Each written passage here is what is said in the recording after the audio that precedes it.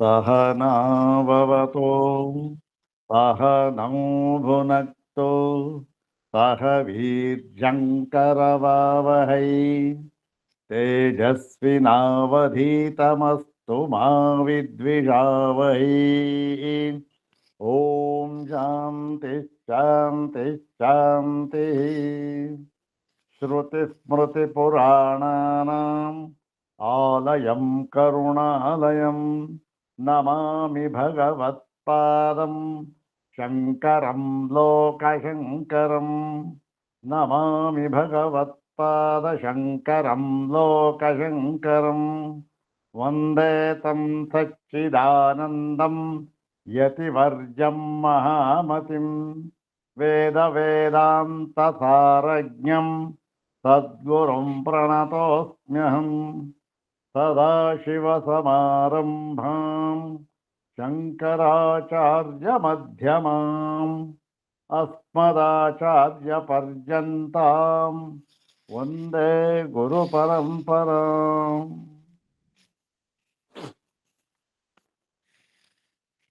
ಎಲ್ಲರಿಗೂ ನಮಸ್ಕಾರ.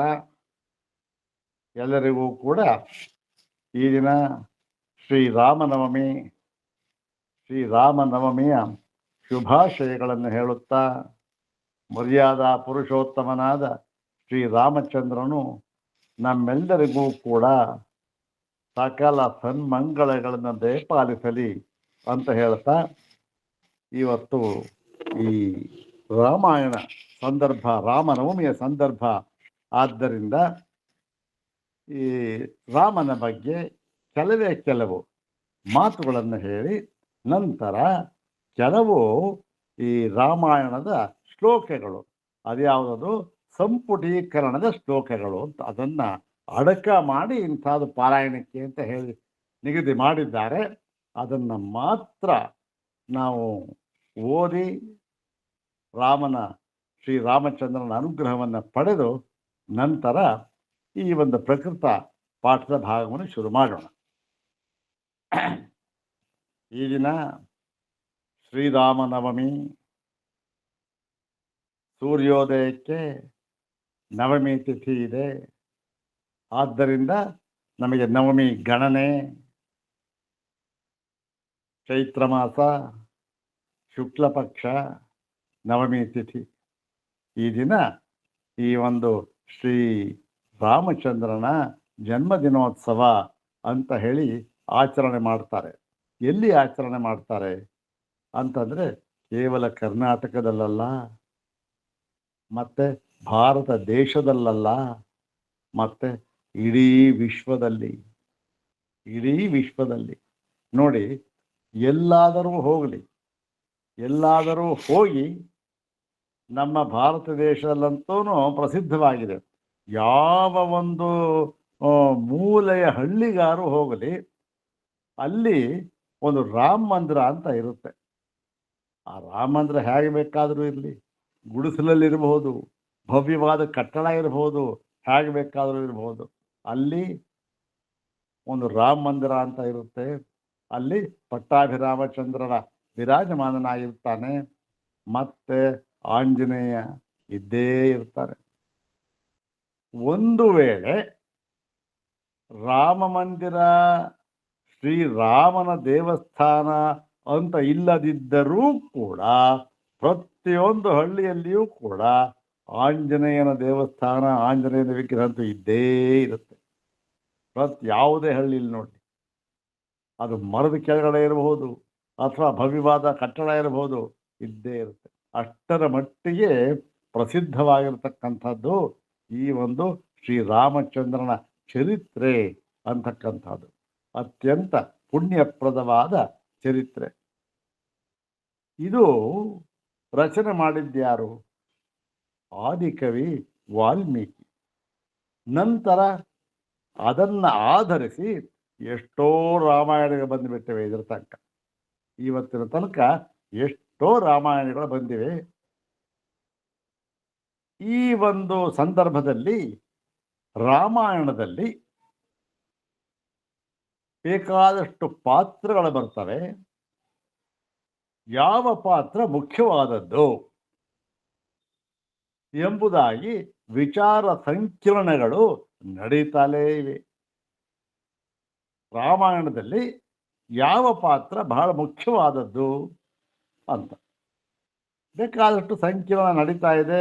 ಕೆಲವು ಸಂಕಿರಣಕ್ಕೆ ನಾನು ಹೋಗಿದ್ದೀನಿ. ದೊಡ್ಡ ದೊಡ್ಡ ವಿದ್ವಾಂಸರು ಅವರೆಲ್ಲ ಮಾತಾಡ್ತಾರೆ. ಒಂದು ವಿಚಾರ ನಾವು ತಗೊಳ್ಬೇಕು, ಈ ರಾಮಾಯಣದಲ್ಲಿ ಯಾವ ಪಾತ್ರ ಮುಖ್ಯವಾದದ್ದು ಅಂತ ನಾವು ವಿಚಾರ ಮಾಡುವಾಗ ಯಾವ ರಾಮಾಯಣ ಅಂತ ತಗೊಳ್ಬೇಕು, ಅದು ಬಹಳ ಮುಖ್ಯವಾದದ್ದು. ಸುಮ್ಮನೆ ರಾಮಾಯಣದಲ್ಲಿ ಯಾವ ಪಾತ್ರ ಮುಖ್ಯವಾದದ್ದು ಅಂತ ಏನೋ ವಿಚಾರ ಸಂಕಿರಣ ಮಾಡಿಬಿಟ್ರೆ ಒಂದೊಂದಿರುತ್ತೆ. ಅದಲ್ಲ, ಯಾವ ರಾಮಾಯಣದಲ್ಲಿ, ವಾಲ್ಮೀಕಿ ರಾಮಾಯಣದಲ್ಲೋ, ಕಂಬ ರಾಮಾಯಣದಲ್ಲೋ, ತೊರವೆ ರಾಮಾಯಣದಲ್ಲೋ, ರಾಮಾಯಣದ ಯಾವುದು,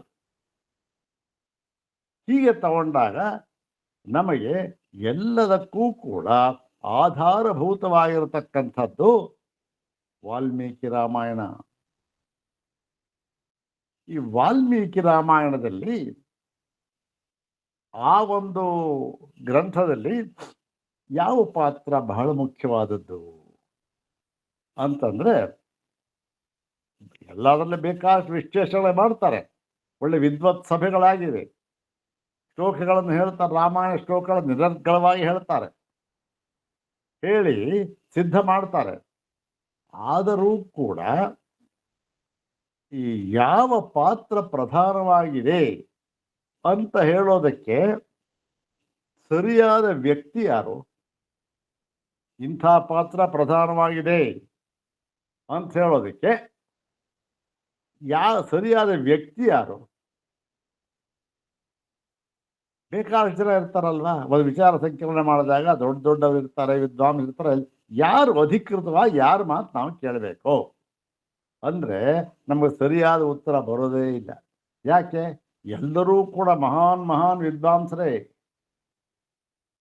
ಅವರವರ ದೃಷ್ಟಿಕೋನದಲ್ಲಿ ಅವರವರು ಅಳದು ನೋಡಿ, ಈ ಪಾತ್ರ ಮುಖ್ಯವಾದದ್ದು, ಈ ಪಾತ್ರ ಮುಖ್ಯವಾದದ್ದು ಅಂತ ಹೇಳಿರ್ತಾರೆ. ಕೆಲವರು ರಾಮ ಅಂತಾರೆ, ಕೆಲವರು ಸೀತೆ ಅಂತಾರೆ, ಕೆಲವರು ರಾವಣ ಅಂತಾರೆ, ಮತ್ತೆ ಕೆಲವರು ಆಂಜನೇಯ ಅಂತಾರೆ. ಹೀಗೆಲ್ಲ ಬೇಕಾದಷ್ಟು ಹೇಳ್ತಾರಲ್ಲ. ಯಾರು ಅಂದರೆ ಅವರವರ ವಿದ್ವತ್ತು, ಅವರವರ ಒಂದು ರೀತಿ, ಆ ಮಂಡನೆಯ ರೀತಿಯನ್ನ ಕೇಳಿ ನಾವು ಇರಬಹುದಪ್ಪ ಅಂತಂತೀವಿ. ಆದರೆ ಅಧಿಕೃತವಾಗಿ ಈ ರಾಮಾಯಣದಲ್ಲಿ ಅತ್ಯಂತ ಮುಖ್ಯವಾದ ಒಂದು ವ್ಯಕ್ತಿ ಯಾರು ಅಂತ ಅನ್ನುವುದನ್ನ ನಾವು ಯಾರ ಬಾಯಿಂದ ಬಂದರೆ ಅಧಿಕೃತ ಅಂತ ತಿಳಿಬೇಕು. ಶ್ರೀರಾಮಚಂದ್ರನ ಬಾಯಿಂದ ಬಂದಾಗ, ಶ್ರೀರಾಮಚಂದ್ರನ ಬಾಯಲ್ಲೇ ಬಂದಿದೆ ನೋಡಿ.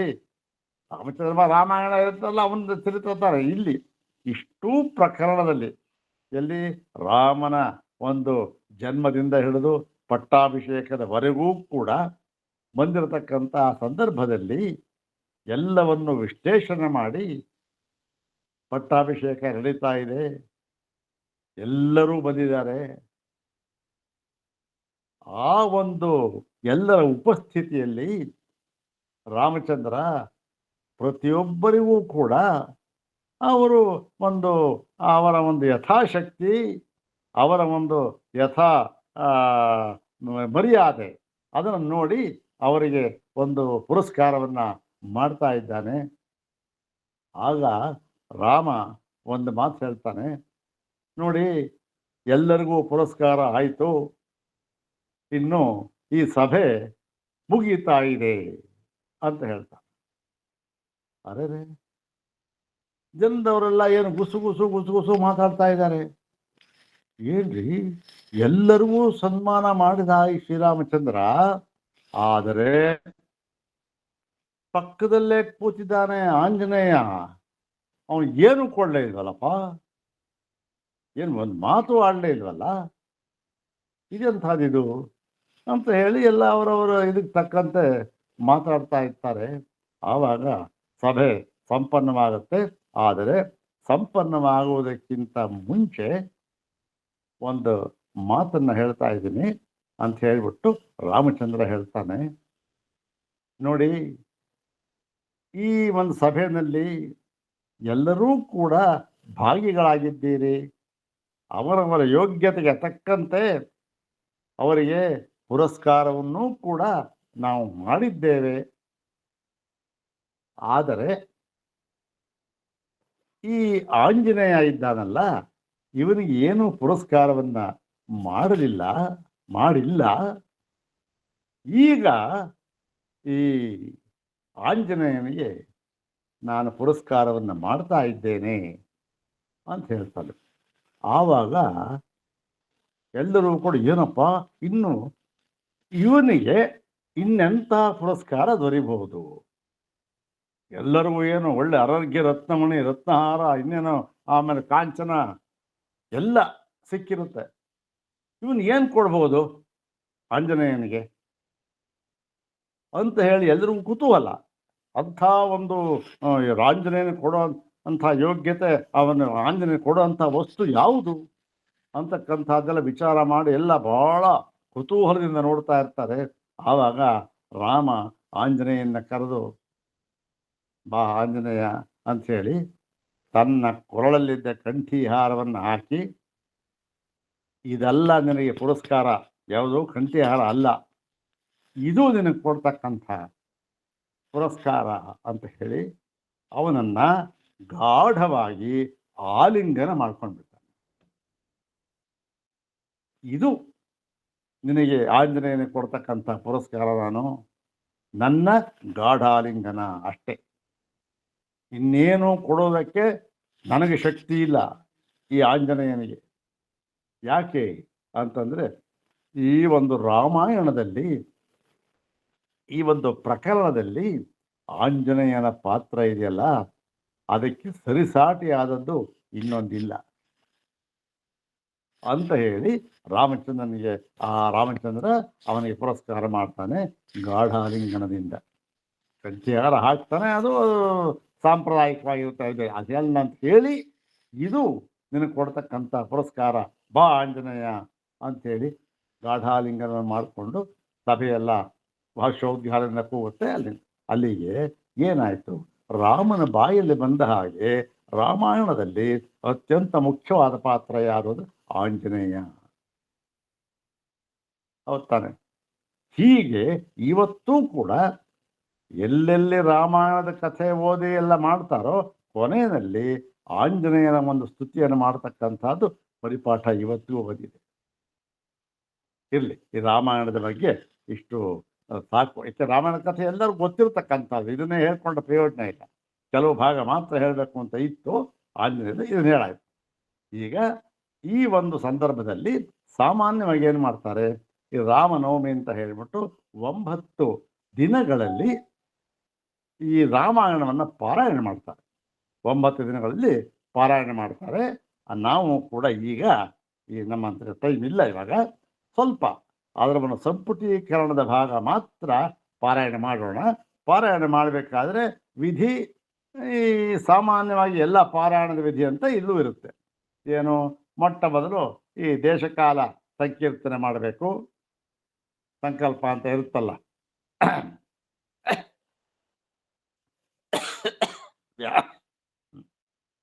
ಸಂಕಲ್ಪ ಅಂತ ಇರುತ್ತಲ್ಲ, ಆ ಒಂದು ದೇಶ, ಕಾಲ, ಸಂವತ್ಸರ, ಅದು ಇದು ಋತು ಎಲ್ಲ ಹೇಳ್ಕೊಂಡು ಸಂಕಲ್ಪ ಮಾಡಿ, ನಂತರ ಆ ಒಂದು ಅಂಗನ್ಯಾಸ ಕರನ್ಯಾಸಗಳನ್ನು ಮಾಡಿ, ಇದು ಅಂಗನ್ಯಾಸ ಕರನ್ಯಾಸಗಳನ್ನೆಲ್ಲ ಮಾಡಿ, ನಂತರ ಧ್ಯಾನ ಶ್ಲೋಕವನ್ನು ಹೇಳಿ, ಆಮೇಲಿಂದ ದಿಕ್ಪಾಲಕರು ಮತ್ತು ಪೀಠ ಇವಕ್ಕೆಲ್ಲ ಮಂಟಪ ಇವಕ್ಕೆಲ್ಲ ಪೂಜೆ ಮಾಡಿ, ನಂತರ ಯಥಾಶಕ್ತಿ ರಾಮಾಯಣದ ಶ್ಲೋಕಗಳನ್ನು ಓದತಕ್ಕಂಥ ವಾಡಿಕೆ ಇದೆ.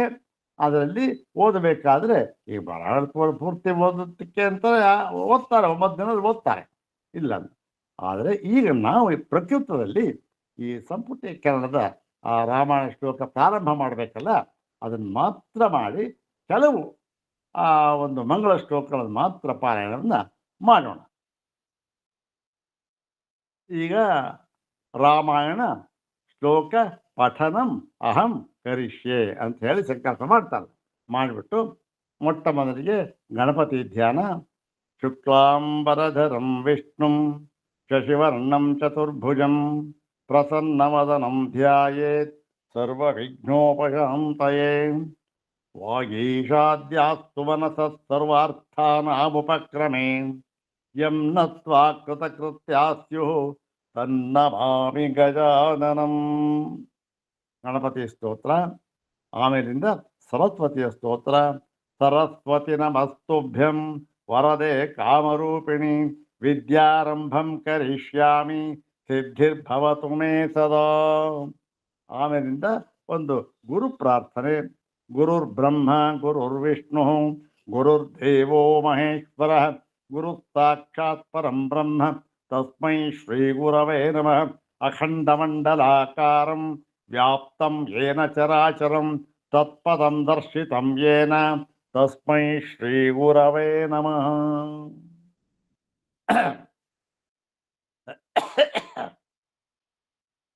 ಮತ್ತೆ ಈ ರಾಮಾಯಣದ ಕರ್ತೃ ವಾಲ್ಮೀಕಿ, ಮಹಾಕವಿ, ಆದಿಕವಿ. ಸರಿಸಾಟಿ ಇಲ್ಲದ ಇನ್ನೊಂದು ಉಪಮೆ ಅಂತಕ್ಕಂಥದ್ದು ಇಲ್ಲ ವಾಲ್ಮೀಕಿಗಳಿಗೆ. ರಾಮಾಯಣದಲ್ಲಿ ಯಾವ ಉಪಮ ಅಂತಕ್ಕಂಥದ್ದು ಇಲ್ಲ, ಯಾವ ಅಲಂಕಾರ ಇಲ್ಲ, ಎಲ್ಲವೂ ತುಂಬಿದ್ದಾರೆ. ಇಂತಹ ರಾಮಾಯಣದ ಕರ್ತೃವಾದ ವಾಲ್ಮೀಕಿಗಳ ಒಂದು ಪ್ರಾರ್ಥನೆ ಅದನ್ನು ಮಾಡ್ತಾರೆ. ಕೂಜಂತಂ ರಾಮ ರಾಮೇತಿ ಮಧುರಂ ಮಧುರಾಕ್ಷರಂ ಆರುಹ್ಯ ಕವಿತಾ ಶಾಖಾಂ ವಂದೇ ವಾಲ್ಮೀಕಿ ಕೋಕಿಲಂ. ಯಃ ಪಿಬಂ ಸತತಂ ರಾಮಚರಿತಾಮೃತ ಸಾಗರಂ ಅತೃಪ್ತಸ್ಥಂ ಮುನಿಂ ವಂದೇ ಪ್ರಾಚೇತ ಸಮಕಲ್ಪಕಂ. ಪ್ರಾಚೇತ ಸಮಕಲ್ಪಕಂ ಪ್ರಾಚೇತ ಸಮಕಲ್ಮಷಂ ಎರಡು ಥರ ಹೇಳ್ತಾರೆ. ಮತ್ತೆ ನಂತರ ಆಂಜನೇಯನ ಒಂದು ನಮಸ್ಕಾರ. ಗೋಷ್ಪದೀಕೃತ ವಾರೀಶಂ, ಇಲ್ಲೂ ಎರಡು ಥರ ಪಾಠ ಇದೆ. ಗೋಷ್ಪದೀಕೃತ ವಾರಾಶಿಂ ಅಂತಲೂ ಇದೆ, ವಾರೀಶಂ ಅಂತಲೂ ಇದೆ. ಗೋಷ್ಪದೀಕೃತ ವಾರಾಶಿಂ ಮಶಕೀಕೃತ ರಾಕ್ಷಸಂ ರಾಮಾಯಣ ಮಹಾಮಾಲಾ ರತ್ನಂ ವಂದೇ ನೀಲಾತ್ಮಜಂ ಅಂಜನಾನಂದನಂ ವೀರಂ ಜಾನಕೀ ಶೋಕನಾಶನಂ ಕಪೀಶಮಕ್ಷಹಂತಾರಂ ವಂದೇ ಲಂಕಾಭಯಂಕರಂ. ಉಲ್ಲಂಘ್ಯ ಸಿಂಧೋ ಸಲಿಲಂ ಸಲೀಲಂ ಯಶೋಕವನ್ಹಿಂ ಜನಕಾತ್ಮಜಾಯಾಃ ಆದಾಯತೆ ನೈವ ದದಾಹ ಲಂಕಾಂ ನಮಾಮಿತಂ ಪ್ರಾಂಜಲಿರಾಂಜನೇಯಂ. ಆಂಜನೇಯಮತಿಪಾಟಲಾದನಂ ಕಾಂಚನಾದ್ರಿಕಮನೀಯ ವಿಗ್ರಹಂ ಪಾರಿಜಾತ ತರುಮೂಲವಾಸಿನಂ ಭಾವಯಾಮಿ ಪವಮಾನನಂದನಂ. ಯತ್ರ ಯತ್ರ ರಘುನಾಥ ಕೀರ್ತನಂ ತತ್ರ ತತ್ರ ಕೃತಮಸ್ತಕಾಂಜಲಿಂ ಬಾಷ್ಪವಾರಿ ಪರಿಪೂರ್ಣಲೋಚನಂ ಮಾರುತಿಂ ನಮತ ರಾಕ್ಷಸಾಂತಕಂ. ಮನೋಜವಂ ಮಾರುತತುಲ್ಯ ವೇಗಂ ಜಿತೇಂದ್ರಿಯಂ ಬುದ್ಧಿಮತಾಂ ವರಿಷ್ಠಂ ವಾತಾತ್ಮಜಂ ವಾನರಯೂಥ ಮುಖ್ಯಂ ಶ್ರೀರಾಮದೂತಂ ಶಿರಸಾ ನಮಾಮಿ. ನೋಡಿ, ಆಂಜನೇಯನ ಧ್ಯಾನ ಆದಮೇಲೆ, ಆಂಜನೇಯನ ಒಂದು ಪ್ರಶಸ್ತಿ ಶ್ಲೋಕ ಆದಮೇಲೆ ಆಮೇಲಿಂದ ಈ ಒಂದು ಒಂದು ಧ್ಯಾನ ಕ್ರಮ, ರಾಮನ ಧ್ಯಾನ. ಮೊಟ್ಟ ಮೊದಲು ಆಂಜನೇಯನ ಧ್ಯಾನ. ಅಲ್ಲಿಗೆ ಆಂಜನೇಯನ ಪಾತ್ರ ಎಂಥದ್ದು ಅಂತ ಅನ್ನೋದು ಗೊತ್ತಾಗುತ್ತೆ ನನಗೆ. ಇರಲಿ, ಈಗ ಒಂದು ರಾಮನ ಒಂದು ಧ್ಯಾನ. ವೈದೇಹಿ ಸಹಿತಂ ಸುರದ್ರುಮತಲೆ ಹೈಮೇ ಮಹಾಮಂಟಪೆ ಮಧ್ಯೆ ಪುಷ್ಪಕಮಾಸನೆ ಮಣಿಮಯೇ ಶ್ರೀರಾಸನೆ ಸಂಸ್ಥಿತಂ ಅಗ್ರೇ ವಾಚಯತಿ ಪ್ರಭಂಜನಸುತೆ ತತ್ವಂ ಮುನಿಭ್ಯಃ ಪರಂ ವ್ಯಾಖ್ಯಾಂತಂ ಭರತಾದಿಭಿಃ ಪರಿವೃತಂ ರಾಮಂ ಭಜೆ ಶ್ಯಾಮಲಂ. ವಾಮೇ ಭೂಮಿಸುತಾ ಪುರಸ್ತು ಹನುಮಾನ್ ಪಶ್ಚಾತ್ ಸುಮಿತ್ರಾಸುತಃ ಶತ್ರುಘ್ನೋ ಭರತಶ್ಚ ಪಾರ್ಶ್ವದಲಯೋರ್ವಾವ್ಯಾದಿಕೋಣೇಷು ಚ ಸುಗ್ರೀವಶ್ಚ ವಿಭೀಷಣಶ್ಚ ಯುವರಾಟ್ ತಾರಾಸುತೋ ಜಾಂಬವಾನ್ ಮಧ್ಯೆ ನೀಲ ಸರೋಜ ಕೋಮಲ ರುಚಿಂ ರಾಮಂ ಭಜೆ ಶ್ಯಾಮಲಂ. ರಾಮಂ ರಾಮಾನುಜಂ ಸೀತಾಂ ಭರತಂ ಭರತಾನುಜಂ ಸುಗ್ರೀವಂ ವಾಯುಸೂನುಂಚ ಪ್ರಣಮಾಮಿ ಪುನಃ ಪುನಃ. ನಮೋಸ್ತು ರಾಮಾಯ ಸಲಕ್ಷ್ಮಣಾಯ ದೇವ್ಯೈ ಚ ತಸ್ಯೈ ಜನಕಾತ್ಮಜಾಯೈ. ನಮೋಸ್ತು ರುದ್ರೇಂದ್ರಯಮಾನಿಲೇಭ್ಯೋ ನಮೋಸ್ತು ಚಂದ್ರಾರ್ಕಮರುದ್ಗಣೇಭ್ಯ. ಇದು ರಾಮನ ಪರಿವಾರಕ್ಕೆ ನಮಸ್ಕಾರ, ಅದನ್ನ ಹಾಕಿರ್ತಕ್ಕಂಥದ್ದು.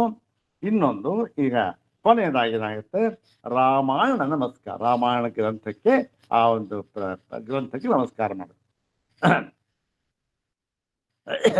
ಚರಿತಂ ರಘುನಾಥಸ್ಯ ಶತಕೋಟಿ ಪ್ರವಿಸ್ತರಂ ಏಕೈಕಮಕ್ಷರಂ ಪುಂಸಾಂ ಮಹಾಪಾತಕನಾಶನಂ. ವಾಲ್ಮೀಕಿಗಿರಿ ಸಂಭೂತ ರಾಮಾಂಭೋನಿಧಿ ಸಂಗತ ಶ್ರೀಮದ್ ರಾಮಾಯಣೋ ಗಂಗಾ ಪುನಾತಿ ಭುವನತ್ರಯಂ. ವಾಲ್ಮೀಕೇರ್ಮುನಿಸಿಂಹಸ್ಯ ಕವಿತಾವನಚಾರಿಣಃ ಶೃಣ್ವನ್ ರಾಮಕಥಾನಾದಂ ಕೋ ನ ಯಾತಿ ಪರಾಂಗತಿಂ. ಇದು ಇಷ್ಟು ಶ್ಲೋಕವನ್ನ ಹೇಳಿ ಈಗೇನು ಮಾಡ್ತಾರೆ, ಯಥಾ ಶಕ್ತಿ ಆ ಒಂದು ರಾಮಾಯಣವನ್ನ ಪಾರಾಯಣ ಮಾಡ್ತಾರೆ. ಯಥಾಶಕ್ತಿ ಮಾಡ್ಬೋದು. ಈಗ ನಾವು ಕೇವಲ ಒಂದು 5 ಹೇಳ್ಬೋದಲ್ಲ, 5 ಶ್ಲೋಕವನ್ನ ಮಾತ್ರ ಪಾರಾಯಣ ಮಾಡಿ ನಂತರ ಸಮಾಪನವನ್ನ ಮಾಡೋಣ. ಅಥ ಶ್ರೀಮದ್ ವಾಲ್ಮೀಕಿಯೇ ರಾಮಾಯಣೇ ಬಾಲಕಾಂಡಂ ಪ್ರಥಮ ಸರ್ಗ. ಓಂ ತಪಸ್ವಾಧ್ಯಾಯ ನಿರತಂ ತಪಸ್ವಿ ವಾಗ್ವಿದಾಂಬರಂ ನಾರದಂ ಪರಿಪಪ್ರಚ್ಛ ವಾಲ್ಮೀಕಿರ್ಮುನಿಪುಂಗವಂ. ಇವೆಲ್ಲ ಅರ್ಥ ಇದು ಅಷ್ಟು ಸುಲಭ. ರಾಮಾಯಣ ಸುಲಭವಾಗಿದೆ. ಒಂದು ಪಕ್ಷ ಈ ಮಹಾಭಾರತದ ಶ್ಲೋಕಗಳು ಕಷ್ಟವಾಗಬಹುದೇನೋ, ಆದರೆ ರಾಮಾಯಣ ಶ್ಲೋಕಗಳು ಕಷ್ಟ, ಲಲಿತವಾದ ಶೈಲಿ ವಾಲ್ಮೀಕಿಗಳದು. ಈ ವಾಲ್ಮೀಕಿಗಳ ಶೈಲಿ ಅದನ್ನು ನೋಡಿದಾಗ ಬಹುಶಃ ಶಂಕರ ಭಗವತ್ಪಾದರು ಈ ಒಂದು ಶೈವರ ಶೈಲಿಯನ್ನೇನಾರು ಅನುಸರಿಸ್ಬಿಟ್ರು ಅಂತ ಹಾಗೆ ಕಾಣುತ್ತೆ. ಅಷ್ಟೊಂದು ಸುಲಲಿತವಾದ ಶೈಲಿ ರಾಮಾಯಣ. ಬಹಳಷ್ಟು ಶ್ಲೋಕಗಳು, 24,000 ಶ್ಲೋಕಗಳಲ್ಲಿ ಎಲ್ಲ ಶ್ಲೋಕಗಳು ಅಂತ ಹೇಳಿದ್ರೂ ಪರವಾಗಿಲ್ಲ. ಏನಾಗಿವೆ, ಎಲ್ಲ ಅನುಷ್ಠು ಛಂದಸ್ಸಿನಲ್ಲಿವೆ. ಆದರೆ ಕೆಲವು ಈ ಪ್ರತಿಯೊಂದು ಸರ್ಗದಲ್ಲಿಯೂ ಕೂಡ ಕೊನೆಯ ಭಾಗದಲ್ಲಿ ಇರತಕ್ಕಂಥ ಈ ಶ್ಲೋಕಗಳ ಕೆಲವು ಬೇರೆ ಬೇರೆ ಬೇರೆ ಬೇರೆ ವೃತ್ತದಲ್ಲಿ ರಚಿತವಾಗಿದೆ. ಅದು ಕಾವ್ಯ ಲಕ್ಷಣಕ್ಕೆ ಅನುಗುಣವಾಗಿ ರಚನೆ ಮಾಡಿದ್ದಾರೆ ವಾಲ್ಮೀಕಿಯವರು. ಯಾಕೆ ಆದಿ ಕವಿಗಳು, ಪ್ರಸಿದ್ಧ ಕವಿಗಳವರು, ಅದಕ್ಕೆ ಸರಿಯಾಗಿ ರಚನೆ ಮಾಡಿದ್ದಾರೆ. ಅಲ್ಲಿ ಏನು ಸುಲಲಿತವಾದ ಶೈಲಿ. ಒಂದನೇ ಆಯ್ತಲ್ಲ. ಇನ್ನು ಮುಂದೆ ಎಲ್ಲ ಪ್ರಶ್ನೆ ಹಾಕೊಂಡಿರ್ತಕ್ಕಂಥದ್ದು. ಕೋನ್ವಸ್ಮಿನ್ ಸಾಂಪ್ರತಂ ಲೋಕೆ ಗುಣವಾನ್ ಕಶ್ಚ ವೀರ್ಯವಾನ್ ಧರ್ಮಜ್ಞಶ್ಚ ಕೃತಜ್ಞಶ್ಚ ಸತ್ಯವಾಕ್ಯೋ ದೃಢವ್ರತಃ ಚಾರಿತ್ರೇಣ ಚ ಕೋ ಯುಕ್ತಃ ಸರ್ವಭೂತೇಷು ಕೋ ಹಿತಃ ವಿದ್ವಾನ್ ಕಃ ಸಮರ್ಥಶ್ಚ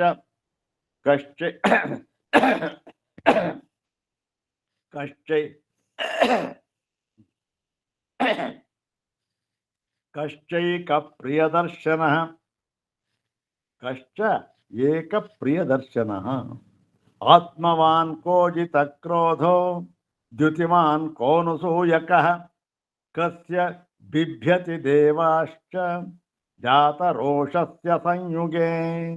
ನೋಡಿ, ಕಸ್ಯ ಬಿಭ್ಯತಿ ದೇವಾಶ್ಚ. ಏನು ದೇವಾದಿ ದೇವತೆಗಳು ಕೂಡ ಯಾರ ಒಂದು ರೋಷಕ್ಕೆ, ಕೋಪಕ್ಕೆ ನಡುಗಿ ಬಿಡುತ್ತಾರೋ ಅಂಥವರು ಯಾರಿದ್ದಾರಪ್ಪ ಅಂತ ಇವೆಲ್ಲ ಪ್ರಶ್ನೆ. ಯಾರಿದ್ದ ಪ್ರಶ್ನಾರ್ಥಕವಾಗಿ ಬಂದಿರತಕ್ಕಂಥದ್ದೆಲ್ಲ ಇದು ಇರಲಿ.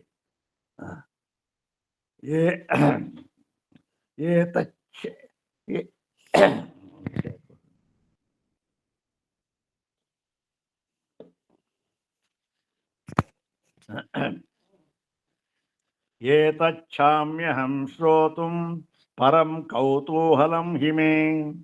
ನೋಡಿ ಇದು ಏತಚ್ಛಾಮ್ಯಹಂ ಶ್ರೋತುಂ, ಏತದಿಚ್ಛಾಮ್ಯಹಂ ಶ್ರೋತುಂ, ಏತದಿಚ್ಛಾಮ್ಯಹಂ ಶ್ರೋತುಂ. ಇಂಥವ್ರು ಯಾರಿದ್ದಾರೆ ಅಂತ ಕೇಳಿ ನಾನು ಇದನ್ನು ತಿಳ್ಕೊಳ್ಳೋದಕ್ಕೆ ಇಷ್ಟಪಡ್ತೇನೆ ಅಂತ ಹೇಳಿ. ಯಾರ್ಯಾರ ಸಂವಾದ ಇದು? ನಾರದ ಬಂದು ಕೇಳ್ತಕ್ಕಂಥದ್ದು ವಾಲ್ಮೀಕಿ ಬಂದು ಹೇಳಿ ಆ ಸಂವಾದ ರೂಪವಾಗಿರತಕ್ಕಂಥ ಇದು. ಆವಾಗ ವಾಲ್ಮೀಕಿಗಳು ಹೇಳುತ್ತಾರೆ, ಮುಂದಿನ ಕಥೆ ಬರುತ್ತೆ. ಕಸ್ಯ ಬಿಭ್ಯತಿ ದೇವಾಶ್ಚ ಜಾತರೋಷಸ್ಯ ಸಂಯುಗೆ ಏತದಿಚ್ಛಾಮ್ಯಹಂ ಶ್ರೋತುಂ ಪರಂ ಕೌತೂಹಲಂ ಹಿಮೇ. ಮಹರ್ಷೇ ತ್ವಂ ಸಮರ್ಥೋಸಿ. ಇಲ್ಲಿಂದ ವಾಲ್ಮೀಕಿಗಳು ಹೇಳ್ತಾರೆ, ಮಹರ್ಷಿಯೇ ನೀನು ಇದಕ್ಕೆ ಸಮರ್ಥನಾಗಿದ್ದೀಯೇ ಅಂತ ಹೇಳಿ, ಮಹರ್ಷೇ ತ್ವಂ ಸಮರ್ಥೋಸಿ ಜ್ಞಾತುಮೇವಂ ವಿಧಂ ನರಂ ಶ್ರುತ್ವಾ ಚೈತತ್ರಿಕಾಲಜ್ಞೋ ವಾಲ್ಮೀಕೇರ್ನಾರದೋ ವಚಃ. ಮತ್ತೆ ಇದು ಇದಾಯಿತು. ಇಲ್ಲಿಂದ ಈ ರಾಮನ ಒಂದು ಗುಣಗಾನವನ್ನು ಮಾಡ್ತಾರೆ. ಅದನ್ನು ಓದ್ಬೋದಾಗಿತ್ತು, ಅದನ್ನು ಓದಿದ್ರೆ ಈ ಪಾಠ ಇದಾಗ್ಬಿಡುತ್ತೆ. ಸಾಕು ಇಷ್ಟು. ಏಕೆಂದರೆ 9 ದಿನ ಯಥಾಶಕ್ತಿ ನಾವು ಇದನ್ನು ಪೂರ್ತಿಯಾಗಿ ಪಾರಾಯಣ ಮಾಡ್ಬೋದು, ಯಥಾಶಕ್ತಿ ಮಾಡ್ಬೋದು ಅಂತ ಹೇಳ್ತಾ, ಇವಾಗ ಇವಕ್ಕೆಲ್ಲದಕ್ಕೂ ಕೂಡ ಈ ಕೊನೆಯಲ್ಲಿ ವಿನಿಯೋಗ ಅಂತ ಹೇಳಿ ತಿರ್ಗಾ ಕರನ್ಯಾಸ ಅಂಗನ್ಯಾಸ ಮಾಡಿ ಇದನ್ನು ಮುಕ್ತಾಯ ಮಾಡ್ತಾರೆ. ಇದು ರಾಮಾಯಣದ ಒಂದು ಈ ಪಾರಾಯಣದ ಒಂದು ವಿಧಿ. ಹೀಗೆ ಪಾರಾಯಣ ಮಾಡಿ ನಂತರ 9ನೇ ದಿನ ಮಂಗಳ ಮಾಡ್ತಕ್ಕಂಥದ್ದು ಇವತ್ತಿಗೂ ಕೂಡ ಆ ಒಂದು ಪದ್ಧತಿ ನಮ್ಮಲ್ಲಿ ಇದೆ. ಆ ಪ್ರಕಾರ ನಾವು ಯಥಾಶಕ್ತಿ ಪಾರಾಯಣ ಮಾಡೋಣ. ಈ ಮುಂದಿನ ಭಾಗ ಇದೆಯಲ್ಲ, ಅದು ರಾಮನ ಒಂದು ಗುಣಗಾನವನ್ನು ಮಾಡ್ತಕ್ಕಂಥ ಸಂದರ್ಭ ತುಂಬ ಚೆನ್ನಾಗಿದೆ. ಅದನ್ನು ಓದ್ಬೋದಾಯಿತು. ಅದನ್ನು ಪೂರ್ತಿ ಏನಾಗುತ್ತೆ ಅಂದರೆ ಆ ಒಂದು ಸರ್ಗ ಪೂರ್ತಿ ಓದಬೇಕು. ಅದರಿಂದ ಪರವಾಗಿಲ್ಲ, ನೀವೇ ಓದ್ಕೋಬೋದು, ಏನು ತೊಂದರೆ ಇಲ್ಲ ಅಂತ ಹೇಳ್ತಾ ಇಷ್ಟು. ಮತ್ತೆ ಪುನಃ ಶ್ರೀರಾಮಚಂದ್ರನಿಗೆ ನಮಸ್ಕಾರ ಮಾಡ್ತಾ ಈ ಕಾರ್ಯಕ್ರಮ ಏನಿಲ್ಲ, ಶ್ರೀರಾಮನವಮಿ ಇತ್ತು, ಅದರ ಪ್ರಕಾರ 1-2 ಮಾತುಗಳನ್ನು ಹೇಳಬೇಕಾಗಿತ್ತು, ಹೇಳಿದ್ದಾಯಿತು. ಅದನ್ನು ಮುಕ್ತಾಯ ಮಾಡೋಣ. ಓಂ ವೈದೇಹಿ ಸಹಿತಂ ಸುರದ್ರುಮತಲೆ ಹೈಮೇ ಮಹಾಮಂಟಪೆ ಮಧ್ಯೆ ಪುಷ್ಪಕಮಾಸನೆ ಮಣಿಮಯೇ ವೀರಾಸನೆ ಸಂಸ್ಥಿತಂ ಅಗ್ರೇ ವಾಚಯತಿ ಪ್ರಭಂಜನ ಸುತೆ ತತ್ವಂ ಮುನಿಭ್ಯಃ ಪರಂ ವ್ಯಾಖ್ಯಾಂತಂ ಭರತಾದಿಭಿಃ ಪರಿವೃತಂ ರಾಮಂ ಭಜೆ ಶ್ಯಾಮಲಂ. ನನಗೆ ಈ ಶ್ಲೋಕ ಓದುವಾಗೆಲ್ಲವೇ ಒಂದು ಜ್ಞಾಪಕ ಬರುತ್ತೆ. ಈ ಸುಮಾರು ತುಂಬ ಹಿಂದೆ 50 ವರ್ಷ ಅಂತ ಕಾಣುತ್ತೆ. 50 ವರ್ಷದ ಹಿಂದೆ ಈ ಮೈಸೂರಿನಲ್ಲಿ ನವರಾತ್ರಿ ಟೈಮ್ನಲ್ಲಿ ಒಂದು ಸಂಗೀತ ಕಚೇರಿ ಇತ್ತು. ಯಾರದ್ದು ಸಂಗೀತ ಕಚೇರಿ? ಚಂಬೈ ವೈದ್ಯನಾಥ ಭಾಗವತರಂತ ತಾವೆಲ್ಲ ಕೇಳಿರ್ಬೋದು. ಪ್ರಸಿದ್ಧರಾದ ವ್ಯಕ್ತಿ. ಯಾವತ್ತೂ ಅವರು ಹೊಲಿದ ಬಟ್ಟೆ ಹಾಕ್ಕೊಳ್ಳಿಲ್ಲ, ಎಲ್ಲವರ ಶ್ರೋತ್ರಿಯ ಬ್ರಹ್ಮನಿಷ್ಠರು. ಚಂಬೈ ವೈದ್ಯನಾಥ ಭಾಗವತ, ಈಗ ನಮ್ಮ ಈ ಯೇಸುದಾಸ್ ಅಂತ ಇದಲ್ಲ ಪ್ರಸಿದ್ಧ ವ್ಯಕ್ತಿ, ಅವರ ಗುರುಗಳು ಚಂಬೈ ವೈದ್ಯನಾಥ ಭಾಗವತರು ಅಂತ ಇದ್ದರು. ಅವರು ಒಂದು ಸಂಗೀತ ಕಚೇರಿನಲ್ಲಿ ಸೊಗಸಾಗಿತ್ತು. ಕೊನೆಯಲ್ಲಿ ಸಾಮಾನ್ಯವಾಗಿ ಯಾವಾಗ ಒಂದು ಶ್ಲೋಕ ಹೇಳೋ ರೂಢಿ ಇತ್ತು, ಈಗಲೂ ಇದೆ. ಈಗಲೂ ನಮ್ಮ ಇವರು MS ಸುಬ್ಬಲಕ್ಷ್ಮಿಯವರು ಇರೋವರೆಗೂ ಅವರು ಹೇಳ್ತಾ ಇದ್ರು. ಕೊನೆ ಯಾವುದಾರ ಒಂದು ಸಂಸ್ಕೃತ ಶ್ಲೋಕನ ಸುಶ್ರಾವ್ಯವಾಗಿ ಹೇಳ್ತಾ ಇದ್ರು. ಆಗ ಅವರು ಚಂಬೈ ವೈದ್ಯನಾಥ ಭಾಗವತರು ಈ ಶ್ಲೋಕವನ್ನು ಹೇಳಿದ್ರು. ಎಲ್ಲಿ ಈ ಶ್ಲೋಕವನ್ನ ವೈದೇಹಿ ಸಹಿತಂ ಇದೆಯಲ್ಲ, ಸುರುದ್ರಮ ತಲೆ ಅಂತ, ಇದನ್ನ ಸುಮಾರು 20 ನಿಮಿಷಗಳ ಕಾಲ ಅದು ರಾಗಮಾಲಿಕೆಯಲ್ಲಿ ಹೇಳಿ ಕಡೆಯಲ್ಲಿ ಈ ಇನ್ನೊಂದಿದೆಯಲ್ಲ, ವ್ಯಾಖ್ಯಾಂತಂ ಭರತಾದಿಭಿ ಪರಿವೃತಂ ರಾಮಂ ಭಜೆ ಶ್ಯಾಮಲಂ ಅಂತ ಇದೆಯಲ್ಲ, ಅದು ಮತ್ತೆ ಅದರ ಮುಂದಿನ ಭಾಗ ಮಧ್ಯೆ ನೀಲ ಸರೋಜ ಕೋಮಲ ರುಚಿಂ ರಾಮಂ ಭಜೆ ಶ್ಯಾಮ, ಇದನ್ನ ಸೇರಿಸಿ ಹೇಳಿದ್ರು. ಅದ್ಭುತವಾದ ಒಂದು ನಿರೂಪಣೆ. ಏನು ಅವರ ಸ್ಪಷ್ಟವಾದ ಒಂದು ಉಚ್ಚಾರಣೆ, ಅವರ ಒಂದು ಆ ಸಂಸ್ಕೃತ ಜ್ಞಾನ. ಅವರು ಕೆಲವು ಕೃತಿಗಳನ್ನು ರಚನೆ ಮಾಡಿದ್ರು, ಅದು ಪ್ರಸಿದ್ಧಿ ಬರಲಿಲ್ಲ, ಆಗಿರಲಿ ಬಿಡಿ, ಪರವಾಗಿಲ್ಲ. ಅದು ಆ ಕೃತಿಗಳು ಆ ರಾಗಮಾಲಿಕೆಯಲ್ಲಿ ಹಾಡಿದ್ದು ಇವತ್ತೂ ನನಗೆ ಅಗ್ರೇ ವಾಚೈತಿ ಪ್ರಭಂಜನ ಸುತೆ, ಅದನ್ನ ಬಹಳ ಸುಶ್ರಾವ್ಯವಾಗಿ ಹಾಡಿದ್ರು. ಈ ಶ್ಲೋಕ ಹೇಳುವಾಗೆಲ್ಲ ಅದನ್ನ ಜ್ಞಾಪಕ ಬಂದು ಇಲ್ಲಿ ವೈದೇಹಿ ವೈದೇಹಿ ಸಹಿತಂ ಸುರದ್ರುಮತಲೆ ಹೈಮೇ ಮಹಾಮಂಟಪೆ ಮಧ್ಯೆ ಪುಷ್ಪಕಮಾಸನೆ ಮಣಿಮಯೇ ವೀರಾಸನೆ ಸಂಸ್ಥಿತಂ ಅಗ್ರೇ ವಾಚಯತಿ ಪ್ರಭಂಜನ ಸುತೆ ತತ್ವಂ ಮುನಿಭ್ಯಃ ಪರಂ ವ್ಯಾಖ್ಯಾಂತಂ ಭರತಾದಿಭಿಃ ಪರಿವೃತಂ ರಾಮಂ ಭಜೆ ಶ್ಯಾಮಲಂ. ಇಲ್ಲಿ ಅವರು ಚಂಪಾಯಿ ವೈದ್ಯನಾಥ ಭಾಗವತರಿಗೆ ಅವರಿಗೆ ಪಕ್ವಾದ್ಯ ಪಿಟೀಲು ಯಾರು ಗೊತ್ತೇನು?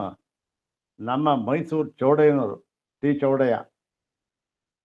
ಚಂಬೈ ವೈದ್ಯನಾಥ ಭಾಗವತರು, ಚೌಡಯ್ಯ, ಮತ್ತೆ ಇನ್ನೊಬ್ಬರು ಮೃದಂಗ ಪ್ರಸಿದ್ಧ ವಿದ್ವಾಂಸರು ಪಾಲ್ಘಾಟ್ ಮಣಿ ಅಯ್ಯರ್ ಅಂತ.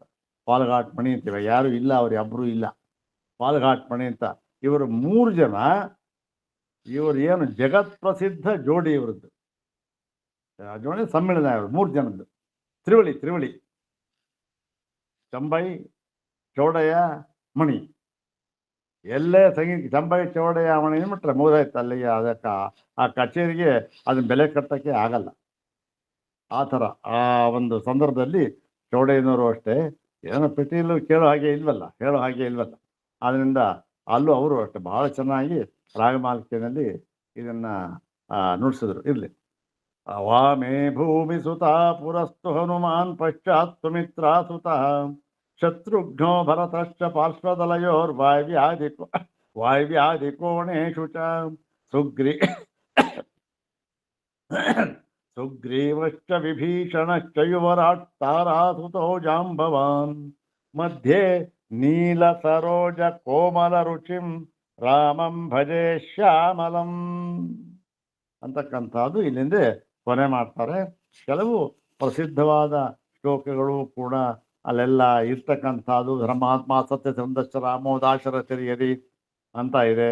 ಆಮೇಲೆ ಇನ್ನು ಕೆಲವು ಆ ರಾಮನ ಒಂದು ಆ ಶೌರ್ಯ ಮತ್ತು ಔದಾರ್ಯದ ಗುಣಗಳು ಹೇಳ್ತಕ್ಕಂಥ ಶ್ಲೋಕ ಇದೆ. ವಿಭೀಷಣ ಹೇಳ್ತಕ್ಕಂಥ ಶ್ಲೋಕ ಇದೆ. ಇವೆಲ್ಲ ಪ್ರಸಿದ್ಧವಾದ ಶ್ಲೋಕಗಳು ಘಟ್ಟದಲ್ಲಿ. ಆಮೇಲೆ ಸುಂದರ ಕಾಂಡದಲ್ಲಿ ಅತ್ಯಂತ ಮನೋಜ್ಞವಾದ ಒಂದು ಅಂಶ ರಾಮಾಯಣದಲ್ಲಿ ಹಾಕಿದ್ದಾರೆ. ಅದು ಏನು? ಆಂಜನೇಯನ ಆಗಮನ. ಆಂಜನೇಯನ ಒಂದು ಆಗಮನ ಮಾಡುತ್ತೆ ಕಿಷ್ಕಿಂದ ಕಾಂಡದಲ್ಲಿ ತರಿಸ್ಕೊಳ್ತಾನಲ್ಲ, ಆಗ ಪ್ರಪ್ರಥಮವಾಗಿ ಈ ರಾಮಚಂದ್ರ ಮತ್ತೆ ರಾಮಚಂದ್ರ ಲಕ್ಷ್ಮಣ ಸೀತೆ ಇರ್ತಾರೆ. 3 ಜನ. ಸೀತೆ ಇರೋದಲ್ಲ, ರಾಮಚಂದ್ರ ಲಕ್ಷ್ಮಣ ಮತ್ತೆ ಈ ಆಂಜನೇಯ. ರಾಮ ಲಕ್ಷ್ಮಣ ಇವರ ಜೊತೆ ಆಂಜನೇಯನ ಒಂದು ಸಂವಿಧಾನ, ಮೊಟ್ಟ ಮೊದಲ ಸಂವಿಧಾನ. ಸುಗ್ರೀವ ಕಳಿಸ್ಕೊಡ್ತಾನೆ, ನೋಡ್ಕೊಂಬ ಅಂತ ಬರ್ತಾನಲ್ಲ ಇವನು. ಮೊಟ್ಟ ಮೊದಲ ಸಂವಿಧಾನ ಹೇಗಾಗುತ್ತೆ ಅಂತ ಅನ್ನೋದಕ್ಕೆ ಅತ್ಯಂತ ಮನೋಜ್ಞವಾಗಿ ಆ ಭಾಗವನ್ನ ಚಿತ್ರಣ ಮಾಡಿದ್ದಾರೆ. ಆಂಜನೇಯನ ಬಗ್ಗೆ ಆ ರಾಮಚಂದ್ರ ಹೇಳ್ತಕ್ಕಂಥ ಮಾತು ಅದ್ಭುತವಾದ ಮಾತುಗಳು. ಆಂಜನೇಯ ಅವನಿಗೆ ಇನ್ನೊಂದು ಹೆಸರೇನು? ನವವ್ಯಾಕರಣ ಪಂಡಿತ.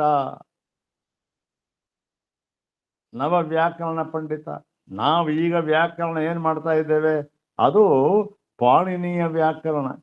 ಇದು ಪಾಣಿನಿಯ ವ್ಯಾಕರಣ ಅತ್ಯಂತ ಅರ್ವಾಚೀನವಾದ ವ್ಯಾಕರಣ. ಇದು ಅರ್ವಾಚೀನ ಅಂದರೆ ಈಚೆಗೆ ಬಂದಿದ್ದು, ಅತ್ಯಂತ ತುಂಬ ಈಚೆಗೆ ಬಂದಿದ್ದು ಪಾಣಿನಿಯ ವ್ಯಾಕರಣ.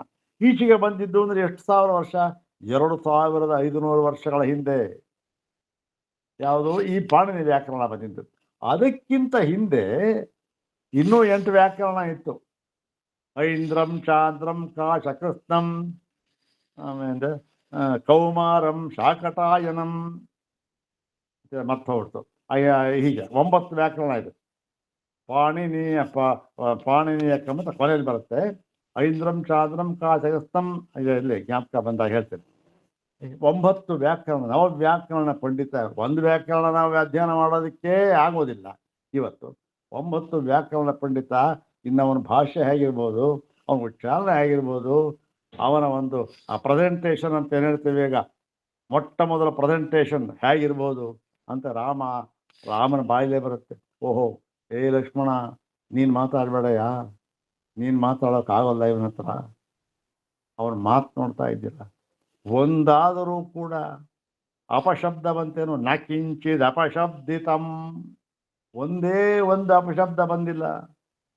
ಇವನ ಮಾತುಗಳನ್ನು ನೋಡಿದ್ರೆ ಇವನು ಯಾರು ಗೊತ್ತೇನೆಯ?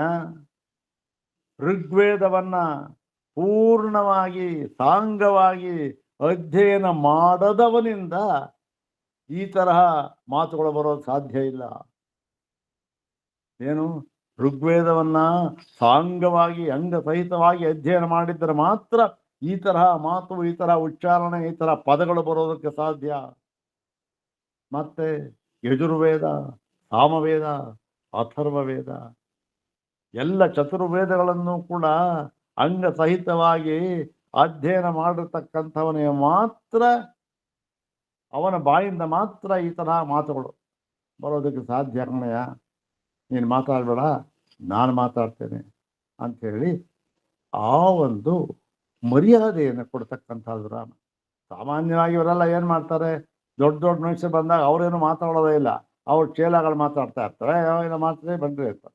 ಇಲ್ಲಿ ಹಾಗಿದ್ರ ಲಕ್ಷ್ಮಣನು ಮಾತಾಡ್ದ, ರಾಮ ನೀನು ಮಾತಾಡೋಲ್ಲ, ಸುಮ್ಗಿರಪ್ಪ, ನಾನು ಮಾತಾಡ್ತೇನೆ ಅಂಥೇಳಿ ಅವನನ್ನು ಮಾತಾಡಿ ಆಮೇಲೆ ಮುಂದೆ ಕತೆ ಬಿಡಿ ಕರ್ಕೊಂಡು ಹೋಗಿ ಆ ಪ್ರತಿಜ್ಞೆ ಮಾಡಿಸ್ತಾ ಇಂಥ ಇದರಲ್ಲಿ ಆ ಒಂದು ಆ ಭಾಗ ಇದೆಯಲ್ಲ ಅತ್ಯಂತ ಸುಂದರವಾಗಿ ಮೂಡಿ ಬಂದಿರತಕ್ಕಂಥದ್ದು. ಇನ್ನೊಂದು ಸಂದರ್ಭ ಏನು ಅಂತಂದರೆ, ಈ ಭಾಸ ಮಹಾಕವಿ ಅಂತ ಒಬ್ಬ, ಹೌದು ತಾನೆ? ಭಾಸ ಮಹಾಕವಿ ಅವನು ಈ 13 ನಾಟಕಗಳನ್ನು ಬರೆದಿದ್ದಾನೆ. ಆ 13 ನಾಟಕಗಳಲ್ಲಿ ಈ ರಾಮಾಯಣದಲ್ಲಿ ಕುರಿತಾದ 3-4 ನಾಟಕಗಳಲ್ಲಿ ಪ್ರತಿಮಾ ನಾಟಕ ಅಂತ ಒಂದಿದೆ, ಇನ್ನೊಂದಿದೆ ಅಭಿಷೇಕ ನಾಟಕ ಅಂತ. ಅದು ಭಾಸನ ಒಂದು ಕೃತಿ. ಅದು ಆ ಅಭಿಷೇಕ ನಾಟಕದಲ್ಲಿ ಈ ಸಂದರ್ಭ ಏನು, ಅವರು ಬಂದಿದ್ದು ಮತ್ತೆ ಅಲ್ಲಿ ಆ ಸುಗ್ರೀವ ಮತ್ತೆ ರಾಮ ಇಬ್ಬರು ಪ್ರತಿಜ್ಞೆ ಮಾಡ್ತಾರಲ್ಲ, ಅವರು ದಾರಾಭಿಮರ್ಶ ನಿರ್ವಿಷಯೀಕೃತಸ್ಯ ಸರ್ವಹರ್ ಯಕ್ಷರಾಜಸ್ಯ ಸುವಿಪುಲ ಮಹಾಗ್ರೀವಸ್ಯ ಸುಗ್ರೀವಸ್ಯ ಚ ಪರಸ್ಪರೋಪಕಾರಕೃತ ಪ್ರತಿಜ್ಞೆಯೋ ಸರ್ವಂ ಹೇಮಮಾಲಿನಂ ವಾಲಿನಂ ಹಂತಂ ಸಮುದ್ಯೋಗ ಪ್ರವರ್ತತೆ ಅಂತ ಅಭಿಷೇಕ ನಾಟಕದ ಬರ್ತಕ್ಕಂಥದ್ದು ಒಂದು ಸಂದರ್ಭ ಇದು. ಭಾಸನ ಅಲ್ಲೂ ಕೂಡ ಅಷ್ಟೇ ಮನೋಜ್ಞವಾಗಿ ಚಿತ್ರ ಮಾಡಿದ್ದಾನೆ ಭಾಸ ಮಹಾಕವಿ. ಇವೆಲ್ಲ ನೋಡಿದಾಗ ಏನನ್ನತ್ತೆ, ಏನ್ರಿ ರಾಮಾಯಣ ಮತ್ತೆ ಈ ಮಹಾಕಾವ್ಯ ಇದೆಯಲ್ಲ, ಇವುಗಳಿಗೆ ಸರಿಸಾಟಿ ಯಾವ್ದಾದ್ರು ಇದೆಯಾ? ಯಾವುದೂ ಇಲ್ಲ. ಅದಕ್ಕೆ ಇವರು ಹೇಳಿದ ಒಂದು ಕಥೆ ಇದೆ ನೋಡಿ, ಈ ಕಾಲಾಪಾನಿ ಶಿಕ್ಷೆ ಅಂತ ಇದೆಯಲ್ಲ, ಇಲ್ಲಿ ಅಂಡಮಾನ ತಗೊಂಡು ಹಾಕ್ತಾರೆ ಬ್ರಿಟಿಷರ ಕಾಲದಲ್ಲಿ ಇತ್ತಲ್ಲ. ಆವಾಗ ಇವರು ಯಾರಪ್ಪ, ಸಾವರ್ಕರ್ ಯಾರು ಹೇಳಿದ ಮಾತು ಮರ್ತ್ಬಿಟ್ಟಿದ್ದೀನಿ. ಅವರು ಅಲ್ಲ, ಕಾಲಾಪಾನಿ ಇನ್ನೊಂದು ಪಾನಿಗೆ ಹಾಕಲಿ, ಜೀವಾವಧಿ ಎಷ್ಟು ಬೇಕಾದ್ರೂ ಇಟ್ಕೊಳ್ಳಿ, ನಾನು ಆನಂದವಾಗಿರ್ತೇನೆ, ಆದರೆ ನಾನು ಒಂದು ಕೋರಿಕೆ ನಡೆಸ್ಕೊಟ್ಬಿಡಿ ಅಂತ ಹೇಳಿದ್ರು. ಅವನು ಬ್ರಿಟಿಷ್ನವರು, ಏನು ನಿನ್ನ ಕೋರಿಕೆ? ಅಲ್ಲಿ ಹೋದ್ಮೇಲೆ ತಿರ್ಗಾ ಬರೋ ಆಗಿಲ್ವಲ್ಲ, ಕಾಲಾಪಾನಿ ಶಿಕ್ಷೆ ಮುಗಿದೈತಲ್ಲಿಗೆ, ಜೀವನ ಮುಗಿದೈತಲ್ಲಿಗೆ, ನಾ ಇರ್ತೇನೆ, ನನಗೇನು ಸಂಕಟ ಇಲ್ಲ, ಆನಂದವಾಗಿರ್ತೇನೆ ದೇಶಕ್ಕೋಸ್ಕರ. ಆದರೆ ನನ್ನ ಒಂದೇ ಒಂದು ಕೋರಿಕೆ ಇದೆ. ಏನು ಅಂತಂದರೆ, ನನಗೆ 2 ಪುಸ್ತಕ ಬೇಕು, ರಾಮಾಯಣ ಮಹಾಭಾರತ ಅಷ್ಟೇ. ಅದು 2 ಪುಸ್ತಕ ಕೊಟ್ಬಿಡಿ, ನಾನು ಆನಂದವಾಗಿರ್ತೇನೆ, ಎಲ್ಲಿದ್ದು ಆನಂದವಾಗಿರ್ತೇನೆ. ಅಷ್ಟರ ಮಟ್ಟಿನ ಒಂದು ಪ್ರಭಾವ ಎಲ್ಲರ ಮೇಲೂ ಬೀರಿರತಕ್ಕಂಥ ಒಂದು ಗ್ರಂಥ, ಏಕೈಕ ಗ್ರಂಥ ಅಂದರೆ ರಾಮಾಯಣ. ಹೀಗೆ ಇಂಥ ಒಂದು ಮಹತ್ತರವಾದ ಗ್ರಂಥ ಇದು. ಯಾವುದು ರಾಮಾಯಣ ಅಂದರೆ ರಾಮನ ಚರಿತ್ರೆ, ರಾಮನ ಅಯನ, ರಾಮಸ್ಯ ಅಯನಂ ರಾಮಾಯಣ. ರಾಮನ ನಡೆದು ಬಂದಿದ್ದಾರೆ, ಅವನ ಚರಿತ್ರೆ ಎಲ್ಲ ಅಂತಕ್ಕಂಥದ್ದು ಇವತ್ತು ಪ್ರಾರಂಭವಾಗಿದೆ. ಇದು ಮುಗಿದಕ್ಕೆ ಇವತ್ತೇನು ಪಾಠ ಆಗುದಿಲ್ಲ, ವಿಶುದ್ಧ ವೇದಾಂತ ಪರಿಭಾಷೆ ಪರವಾಗಿಲ್ಲ, ಅದು ಕೊನೆಯ ಭಾಗ ಇದೆ, ಮುಂದಿನ ವಾರ ಮುಗಿಸ್ಬಿಡೋಣ. ಇಷ್ಟು ಹೇಳ್ತಾ ರಾಮಚಂದ್ರನು ಸಕಲರಿಗೂ ಕೂಡ ತನ್ಮಂಗಳವನ್ನ ಉಂಟು ಮಾಡಿದೆ ಅಂತ ಹೇಳ್ತಾ, ಇನ್ನು ಕೆಲವು ವಿಚಾರಗಳು ರಾಮಾಯಣದಲ್ಲಿ ಅತ್ಯಂತ ಮನೋಜ್ಞವಾಗಿ ಕೆಲವು ಕವಿಗಳು ಬರೆದಿದ್ದಾರೆ, ಅದನ್ನು ಹೇಳಬಹುದು. ಸಂದರ್ಭ ಬಂದಾಗ ಹೇಳೋಣ, ಏನು ಪರವಾಗಿಲ್ಲ, ತೊಂದರೆ ಇಲ್ಲ. ಈಗ ಇಷ್ಟು ಸಾಕು. ಮತ್ತೆ ಮೊಟ್ಟ ಮೊದಲಿಗೆ ಶ್ರೀರಾಮಚಂದ್ರನಿಗೆ ನಮಸ್ಕಾರ ಮಾಡಿ, ಬೇಡ ಆಂಜನೇಯನಿಗೆ ನಮಸ್ಕಾರ ಮಾಡಿ, ನಂತರ ರಾಮಚಂದ್ರನಿಗೆ ನಮಸ್ಕಾರ ಮಾಡಿ ಈ ಒಂದು ಕಾರ್ಯಕ್ರಮವನ್ನು ಮುಗಿಸೋಣ. ರಾಮಾಯ ರಾಮಭದ್ರಾಯ ರಾಮಚಂದ್ರಾಯ ವೇಧಸೆ ರಘುನಾಥಾಯ ನಾಥಾಯ ಸೀತಾಯ ಪತಯೇ ನಮಃ. ಮನೋಜವಂ ಮಾರುತತುಲ್ಯ ವೇಗಂ ಜಿತೇಂದ್ರಿಯಂ ಬುದ್ಧಿಮತಾಂ ವರಿಷ್ಠಂ ವಾತಾತ್ಮಜಂ ವಾನರಯೂಥ ಮುಖ್ಯಂ ಶ್ರೀರಾಮದೂತಂ ಶಿರಸಾ ನಮಾಮಿ. ಓಂ ಶಾಂತಿ ಶಾಂತಿ ಶಾಂತಿ. ಓಂ ತತ್ಸತ್.